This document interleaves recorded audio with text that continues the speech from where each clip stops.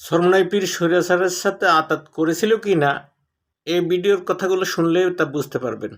এবার প্রশ্ন করতেছে, হুজুর আচ্ছা বলেন তো, এদেশে এমন কিছু বক্তা যারা একটু জজবাতি গরম বয়ান দেয়, মানুষকে ইয়া করে, এদের কয়েকজনের নাম বলেন, আমাদের দরকার। আমি সর্বপ্রথম আমার নাম বলছি। হুজুর আমরা তো আমরা ধরছি, আছে অন্যদের নাম বলেন। এরপরে আমি একজন পীর সাহেবের নাম লিখছি, সত্যি কথা বলি। এরপরে মামুন সাহেব হুজুরের নাম লিখছি, এরপরে গুনবী ভাই।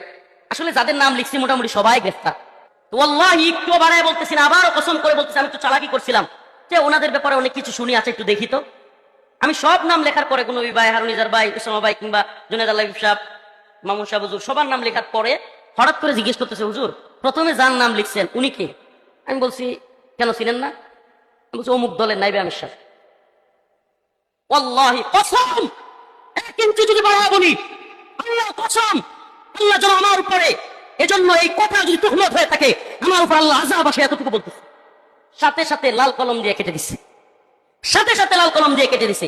শুধু কেটেই দেয় নাই, আমি যখন জিজ্ঞেস করলাম কি, উনি তো সবচেয়ে গরম কথা বলে, পারলে হাসিনার একবার কাপড় খুলে ফেলে, তো উনার নাম কাছেন কেন? হুজুর এটা বুঝবেন না।